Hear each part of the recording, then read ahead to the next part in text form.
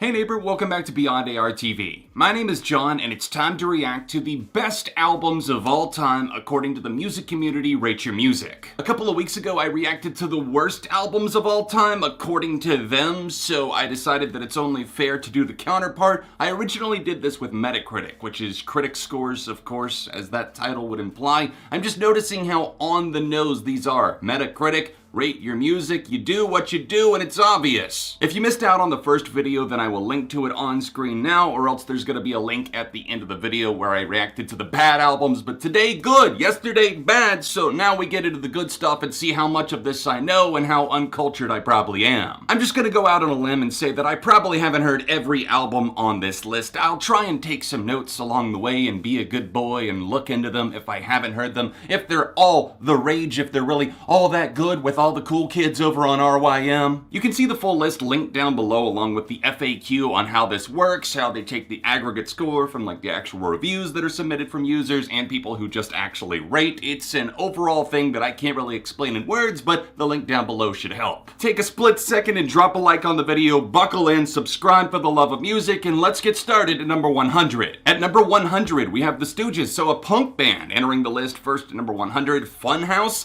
I actually have not heard this full album. Number 99, Bob Dylan. I recently talked about, so this is Bringing It All Back Home, a 60s album. I'm not really huge on Dylan, but I get the appeal and why people love him so much. At number 98, we have Surfer Rosa by Pixies. So this is their late 80s record. Was this their debut? I think this might have been their debut. I listened to this record not that long ago because it was produced by Steve Albini. I recently covered In Utero by Nirvana, which Steve produced, and he produced this as well. I wanted to do my research, and this is a really exquisite record. Great stuff. 94, My Beautiful Dark... I'm just kidding. It's a 6 out of 10 if you ask Fantano. If you ask me, it's much higher than that. But this is Late Registration by Kanye West. I need to talk about him in a video. Maybe I should rank all of his albums. That might be kind of hard, but also fun to do. Swans are on here. Another Fantano reference is setting itself up, but I'm not gonna take the bait. I'm just gonna say I haven't ever been able to get into Swans. Maybe I'm just not patient enough. Maybe I need to give it more listens, but where is the time? Where is the time, I ask you? I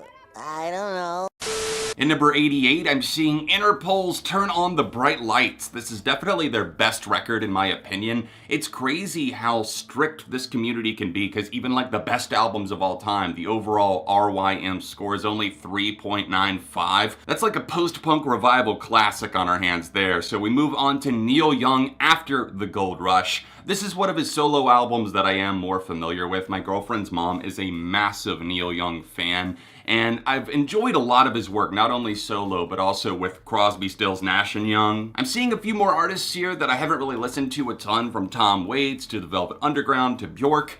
I've listened to all of them except for Tom Waits. I have not ever really dove into his discography. So if anyone wants to leave me a starting point, is this album Rain Dogs? Is that the best place to start or something else? Led Zeppelin 2, yes, at number 82. Definitely a Zeppelin fan over here. 81, Talk Talk, Spirit of Eden. Very nice. I only recently started discovering some of Talk Talk's work. I read about them like I was going through Wikipedia for somebody else, and then they popped up as an influence for this band. I can't even remember who it was, and I was like, oh, I should check them out. And good stuff based on what I've heard. Ooh, we get to the tricky part here where I try not to see anything because I have to go back to page 2 and I have to scroll so I don't see nothing. So down to number 80, the Jimi Hendrix Experience, Electric Ladyland. Yeah, I definitely agree with this one's placement. You're not gonna see any arguments from me and Jimi Hendrix. Pink Floyd with Metal. This is one of the records that I am not that familiar with. I will fully admit it. I am that bitch over here that's listening to like The Wall, Dark Side of the Moon, a few of the other albums too, but Metal is not one that I've really dipped my toes into all that much. Amnesiac by Radiohead at number 78.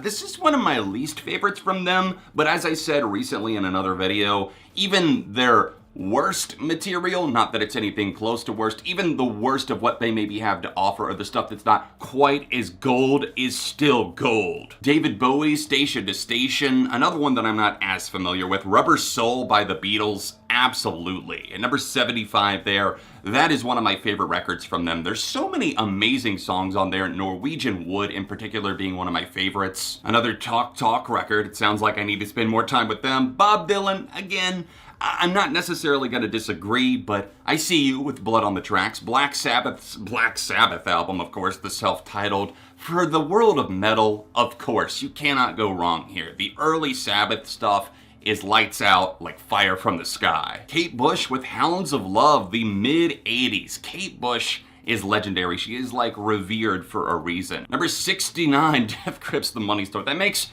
way too much sense. Death Grips the Money Store at number 69. I wouldn't put it past this community for just putting it there on purpose. I love how it says this image is blocked either due to legal restrictions in your country or due to your personal settings. I think it's just because of the album cover, maybe. There's Yes, another band that, yes, I do need to get into more. I've heard a lot about them doing so much for like the prog rock scene, and as somebody who is a pretty big fan of prog rock himself, Yes are up there, and I ashamedly have only heard like 2 or 3 of their songs, at least that I know of. I might have heard more. There it is, number 66, David Bowie's Black Star. This is a record that was one of my favorites of the 2010s. It wasn't as high up as other people had it on their list, but I didn't want to be disingenuous and just say like, you know, he was legendary, he passed away, so I'm just gonna automatically give it the number 10 spot or something. I still love it, but not quite that much. Danny Brown, a fantastic rapper with Atrocity Exhibition at number 65, Portishead with Dummy at 64, and then Kanye West with The College Dropout at 63.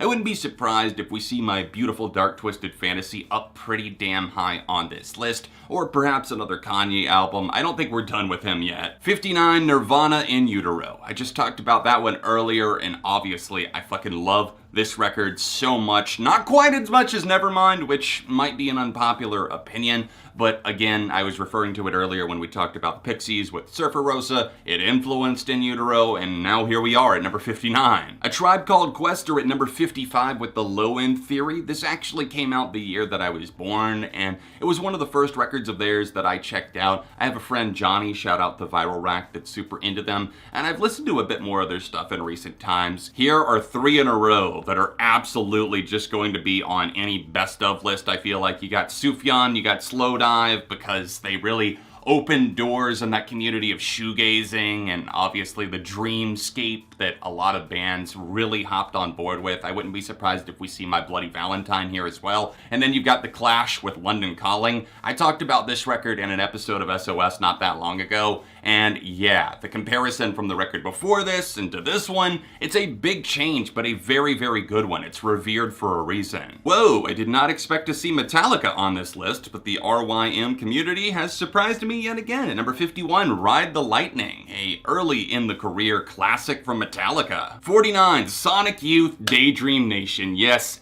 thank you to Rock Band for getting me a little bit more into Sonic Youth. Again, I have not heard their entire discography, but I have heard this record, and fuck yeah. 48, Master of Puppets by Metallica. This was one of the first metal albums I ever listened to. Hell yeah, nice to see that there. I wouldn't be surprised if we see the Black Album at this point. Number 47, we have DJ Shadow with Introducing. I've heard so much about DJ Shadow, I just haven't experienced a full body of work. I see so many people reference this. I've seen the album cover 1,000 times. I'm sorry, uncultured swine. I knew that Joy Division would be on here. This wasn't the record I expected to see first, but then again, of course, I know that we're gonna see Unknown Pleasures up super high. At least, I think so. If not, then fucking, I don't know, I just shot myself in the fucking foot. 43, The White Album by the Beatles. Yes, probably my favorite from them. Although it is long, there are a few moments that don't quite work, including Revolution 9. I know, it's avant-garde, it's art, it's so amazing. No, no, it's noise. It's noise, and you can pretend to love it all you want, but whatever. We've officially hit the top 40, and what do you know? The first one I have to reveal to you, it's Radiohead with The Bends. I love this album, so good. It was such a giant leap forward from their first album, Pablo Honey, and it still retains elements of grunginess, but also it's more artsy in places, but also just rocking, raw Britpop. There's a lot of different sounds that they marry together here. The Cure are on here with Disintegration. Yes, I was really hoping to see Wish at some point. That's probably my favorite record from them, and I know that probably surprises a lot of people. It's just a personal thing. I connect to a lot of songs on there. There's some that are very personal for me, but Disintegration, amazing as well. Maybe at some point, maybe a top 10 for The Cure would be in order. Now there's Arcade Fire at number 36. There's another one of those groups where I'm just like, I can't do it. I know I said that about Radiohead years ago, but I've genuinely given Arcade Fire more chances, and I don't find them to be all that interesting. I don't see what all the buzz and the hullabaloo is all about. I'm just like, it's there. I think a lot of their fans got really pissed at me for actually enjoying parts of Everything Now. I think that's what it was called a few years back, which is, I think, widely considered to be like their worst album by the fans. And I'm like, you know, some of these songs are catchy. Number 34 with The Doors. Okay, those are both 1967 records. 2 in a row there. The Doors with The Doors and Sgt. Pepper's by the Beatles. 2 fantastic classic albums that I wholeheartedly love. Number 33, the Wu-Tang Clan, of course. And at number 32, Slint, Spiderland. It came out in 91, but I haven't heard it. Math rock is one of the descriptions, and post rock sounds like I might like it. 31, Nirvana's Nevermind. Yeah, there it is. I knew that the fans on the RYM community would probably come through on this one, but I wasn't entirely sure. Now I'm just waiting to see where that Joy Division record's gonna pop up. Number 30, David Bowie with Low. Of course, I am excited to see so many of his records on here. Nas with Illmatic. I did a throwback on this a couple of years ago. It was a Patreon request, and wow, yes. Number 28, Nick Drake's Pink Moon, and the Smiths with The Queen Is Dead. Now the Smiths, that is a band that I have always wanted to get a bit more into. I know the singles, at least I know some of the singles, and I just haven't gotten into their full-length albums just because of the fact that I haven't checked them out, because apparently I'm a lazy piece of shit. Pixies make the list again with Doolittle, and then we see the Beatles with Revolver, which is one that I absolutely will defend. I think some people get the wrong idea about it, and I know a lot of people love it. I think the majority of people love it, but I've seen some people talk down on it, and it's just one of those breaking points in their discography where they really started to turn the page. I mean, the closing track on this album will blow your mind. The sitar is so good. Hey you, there's Pink Floyd yet again with Animals. I was talking earlier about records that I was familiar with outside of the big two. This is the other one that I would say I am even more familiar with. Animals is a fantastic listen. At number 22, Led Zeppelin 4. There it is, my favorite record from them, widely considered to be their best. I mean, you can't really argue with some of the tracks on there. I mean, Going to California, I mean, come on. You know the track list, you know. 21, we're getting so close now. David Bowie with The Rise and Fall of Ziggy Stardust and the Spiders from Mars, 1972. Another cult classic, at least originally. It blew up and got him so big. This was like a very important and landmark record of music. We're about to crack the top 20, and I'm really kind of anxious to see what's actually going to find a home here, because we've been a little bit all over the place. There's been a few twists and turns, so what does the top 20 hold? I guess we're about to find out. Number 20, Joy Division, Unknown Pleasures. There it is. I've been saying it like 5 times this entire video, and I'm sorry to be a broken record, but there it is, and for good fucking reason. Post-punk has to be like one of my favorite genres. Like, it's gotta be in the top 3. Post-punk and post-punk revival, yes. Number 17, Talking Heads, Remain in Light. Now there is a band that's really been scratching an itch for me in recent times. I, oddly enough, was put back onto them after some pop song. I can't remember what it was. It sampled a Talking Heads song. I think it was the bass line from it, and I was like, oh yeah, I liked them before. I need to check out more of their stuff. And wow, iconic. Number 16, Kendrick Lamar's Good Kid, Mad City. Yes, yes, yes. I feel like we're also gonna see Damn and To Pimp a Butterfly, although I would personally put Good Kid as the highest easily. Miles Davis again at number 15. We've seen several of his records already. And at number 14, Abbey Road by the Beatles. I don't think I need to say too much there because the record and the album cover just screams for itself. Number 13, Godspeed You Black Emperor, a band that I haven't really listened to. Number 12, there it is. Oh man, there it is. Somebody summon up the red flannel, because this apparently was a 6 out of 10. I think much higher of this record. I personally would put this at probably the top of his discography. I think it's his best record, although I need to revisit his albums to be fair. Number 11, Neutral Milk Hotel. Yep, every indie kid's wet dream. This is like the starter pack. If you're getting into like more not mainstream music, then you have to listen to Jeff Mangum and Company. You have to hear In the Aeroplane Over the Sea. Let's go. Number 10, The Beach Boys with Pet Sounds. Yes, this is one of those albums that